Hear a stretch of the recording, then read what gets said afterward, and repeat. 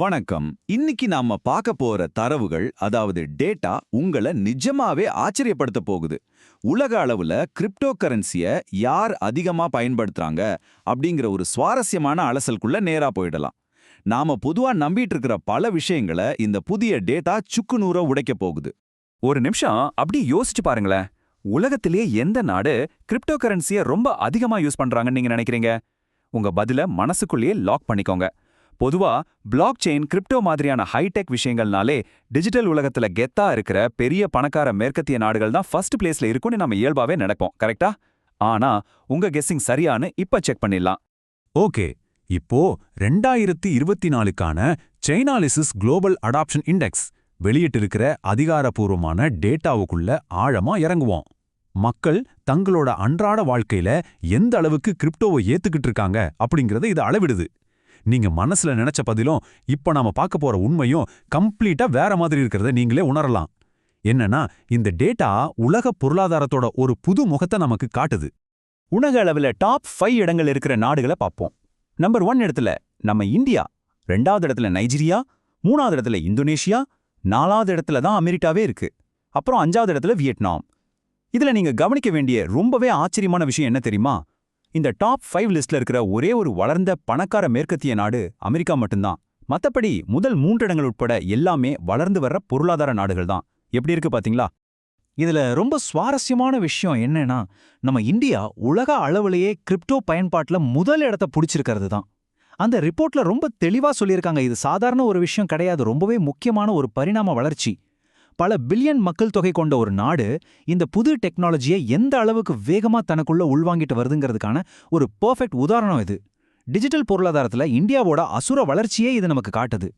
சரி, இப்ப அடுத்தடுத்த இடங்களை கொஞ்சம் கவனிப்போம். உக்ரைன், ரஷ்யா, அதுக்கப்புறம் பிலிப்பைன்ஸ், பாகிஸ்தான், அப்புறம் பிரேசில், இப்படி வரிசையா இருக்கு.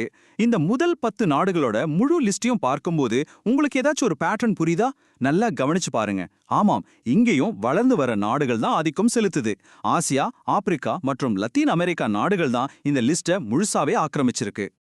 இது எதை ரொம்ப கிளியரா விளக்குதுன்னா, இந்த முழு டேட்டாவில இருந்தும் நாம எடுத்துக்க வேண்டிய மிக முக்கியமான, மறுக்கவே முடியாத ஒரு உண்மை இதுதான். இன்னைக்கு உலகளாவிய கிரிப்டோ கரன்சி பயன்பாட்டை இயக்குறத டெக்னாலஜியில ரொம்ப வளர்ந்த நாடுகள் கிடையாது, மாறாக வளர்ந்து வர நாடுகள் தான். அங்க இருக்கிற சாதாரண மக்களே கிரிப்டோவை ரொம்ப அதிக அளவுல பயன்படுத்த ஆரம்பிச்சுட்டாங்க. நிஜமாவே உலகளாவிய நிதி அமைப்புல ஏற்பட்டிருக்கிற ஒரு மாபெரும் மாற்றம் இது. சரி, இந்த மாபெரும் மாற்றம் எப்படி நடந்துச்சு, இதுக்கான காரணங்கள் என்ன அப்படிங்கறத இப்ப பாப்போம். வளர்ந்து வர நாடுகள்ல ஏற்பட்டிருக்கிற இந்த அசுர வளர்ச்சிக்கு முக்கியமா 4 காரணங்கள் இருக்கு. விஷயம், இந்த நாடுகள்ல மொபைல் மற்றும் இன்டர்நெட் பயன்பாடு இப்போ ரொம்பவே அதிகரிச்சிருக்கு. 2வது, ரொம்ப ஈஸியா செய்யக்கூடிய பண பரிவர்த்தனைகள். 3வது, வெளிநாட்டு பண பரிமாற்றம், அதாவது ரெமிட்டன்ஸ். அப்புறம் 4வது, இது ஒரு சூப்பரான முதலீட்டு வாய்ப்பாகவும் பார்க்கப்படுது. இதுல குறிப்பா இந்த ரெமிட்டன்ஸ், அதாவது வெளிநாட்டு பண பரிமாற்றம் அப்படிங்கறத நம்ம கண்டிப்பா கவனிக்கணும். ஏன்னா வளரும் நாடுகள்ல இருக்கிற நிறைய பேர் வேலைக்காக வெளிநாடுகளுக்கு போறாங்க இல்லையா? அவங்க சம்பாதிச்ச பணத்தை சொந்த நாட்டுல இருக்கிற தன்னோட குடும்பத்துக்கு அனுப்ப அதிக கமிஷன் பிடிக்கிற நார்மல் பேங்குகளை விட கிரிப்டோவை தான் ரொம்ப ஈஸியான, செலவு கம்மியான ஒரு வழியா பயன்படுத்துறாங்க. அப்போ கிரிப்டோங்கிறது வெறும் ட்ரேடிங் பண்ற ஒரு டெக்னாலஜி மட்டும் கிடையாது, அது சாதாரண மக்களோட அன்றாட வாழ்க்கையை ரொம்பவே எளிதாக்குற ஒரு டூலாவே மாறிடுச்சு. இதுதாங்க கிரிப்டோட உண்மையான பவர். ஒரு காலத்துல மேற்கத்திய நாடுகள் மற்றும் பெரிய பெரிய கார்ப்பரேட் கம்பெனிகளோட கைகள்ல மட்டும்தான் இந்த கிரிப்டோ துறை இருக்குன்னு எல்லாரும் நினைச்சாங்க. ஆனா இன்னைக்கு நிலைமையே தலைகீழா மாறி எதிர்பாராத விதமா வளரும் நாடுகள்ல இருக்கிற சாதாரண மக்கள்கிட்ட அது போய் சேர்ந்திருக்கு அப்படிங்கறத இந்த டேட்டா நமக்கு ரொம்ப தெளிவா உணர்த்துது. இப்போ ஃபைனலா உங்ககிட்ட ஒரு கேள்வி.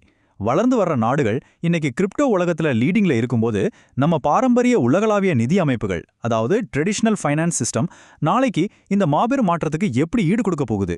ஒரு நிமிஷம் யோசிச்சு பாருங்க. இந்த முக்கியமான கேள்வியோட இன்றைய அலசலை நம்ம நிறைவு செய்யலாம். இன்னொரு சுவாரஸ்யமான தகவல்களோட மீண்டும் சந்திப்போம்.